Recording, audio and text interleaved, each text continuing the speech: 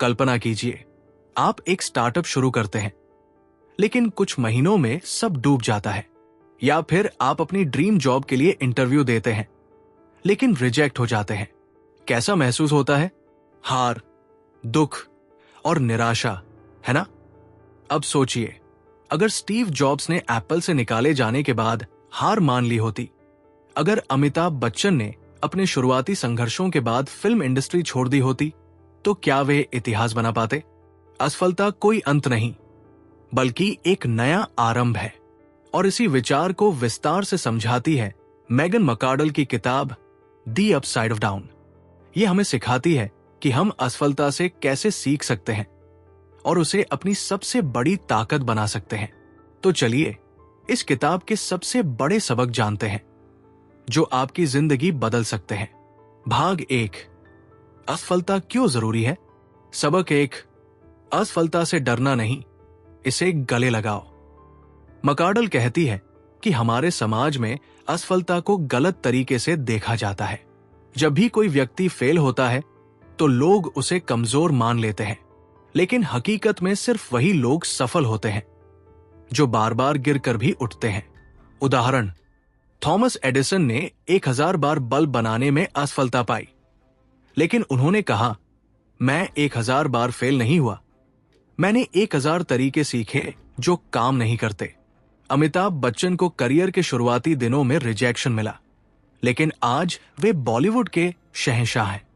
सीख, अगर आप जिंदगी में आगे बढ़ना चाहते हैं तो असफलता से मत भागो, बल्कि उससे सीखो। भाग 2, असफलता हमें कैसे सिखाती है। सबक 2, गलतियां आपके सबसे बड़े टीचर हैं।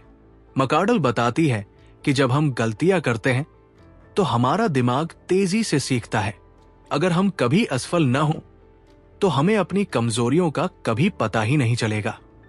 उदाहरण, जेके रोलिंग को 12 बार हैरी पॉटर के लिए रिजेक्शन मिला, लेकिन उन्होंने हार नहीं मानी। माइकल जॉर्डन को हाई स्कूल की बास्केटबॉल टीम से निकाल दिया गया, लेकिन बाद में वे दुनिया के सबसे बड़े प्लेयर्स में से एक बने। सीख, अगली बार जब आप असफल हो तो इसे अपनी कमजोरी मत समझो, बल्कि इसे अपने दिमाग के लिए लर्निंग बूस्ट मानो। भाग 3, स्मार्ट फेलियर क्या होता है। मकार्डल कहती है कि सिर्फ फेल होना काफी नहीं है, आपको स्मार्ट तरीके से फेल होना सीखना होगा। यानी हर बार गिरने के बाद एनालिसिस करो, अपनी गलतियों को पहचानो और अगली बार और बेहतर बनो। सबक 3, फेलियर से फीडबैक लो।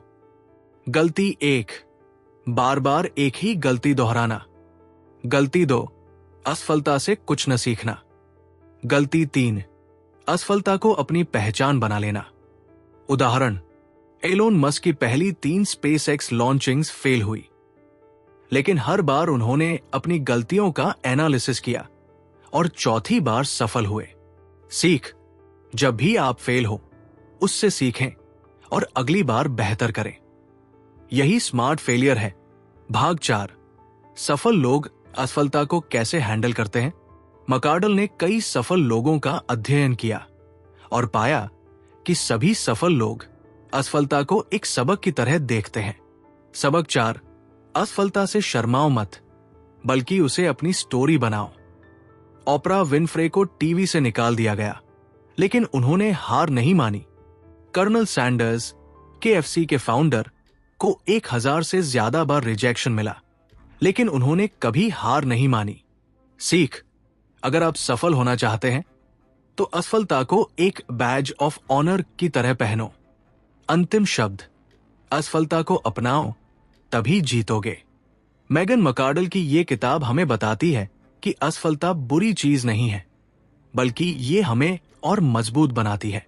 गलती करना गलत नहीं है, लेकिन उससे न सीखना गलत है। अगर आप फेल होने से डरते हैं तो आप कभी बड़ा रिस्क नहीं ले पाएंगे। सिर्फ वही लोग सफल होते हैं जो गिरकर भी बार बार उठते हैं। तो अगली बार जब भी आप असफल हो तो निराश मत होइए, इसे अपनी जिंदगी का सबसे बड़ा सबक बनाइए और आगे बढ़िए।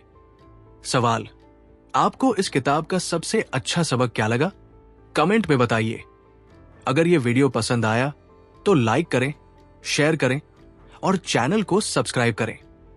अगली बार मिलेंगे एक और जबरदस्त किताब के सारांश के साथ।